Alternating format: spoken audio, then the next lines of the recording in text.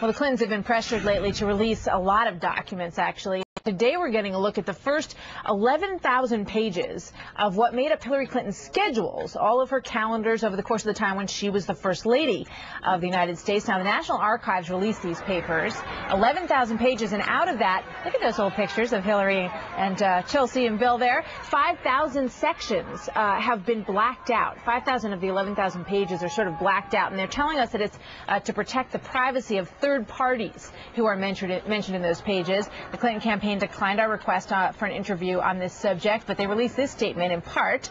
These documents are outlines of the First Lady's activities. They illustrate an array of substantive issues that she worked on, including health care, child care, adoption, education, veterans, microenterprise, and international development, women's rights, and democracy. So joining me now is Tom Fitton. He's president of the Judicial Watch, the watchdog group that filed the Freedom of Information lawsuit over the summer, which led to the release of these schedules. So this must be a good day for you, Tom. Welcome.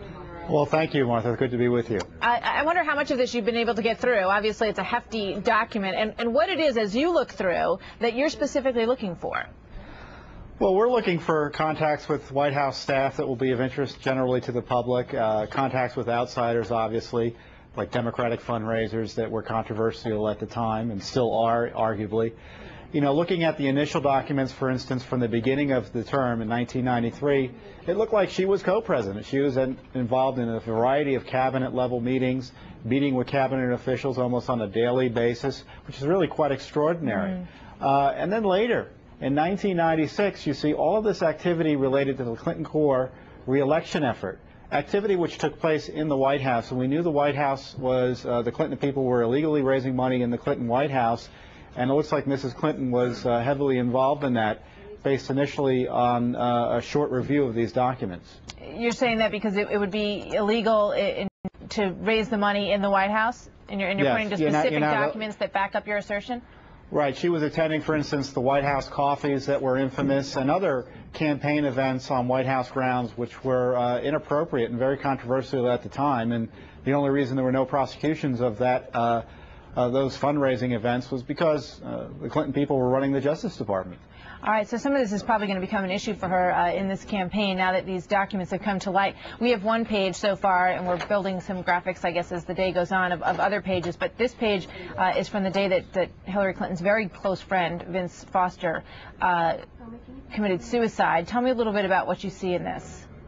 Well, I can't see the page from where I'm sitting, but all right, I can tell you what it says. It says she starts. Can we pull that back up? She starts the day in Los Angeles in the morning, and she does a live TV show, short radio show interview, and the schedule says no call-in questions for that radio show. So this reveals nothing really. Yeah, she was out of town, so you're going to want to look at the calendar days after that, any meeting she had, because her staff was instructed, supposedly by her directly, to go in there and clean out his office, which was an inappropriate interference with a crime scene investigation. And that was supposedly done by Maggie Williams, who's now the chief of her campaign.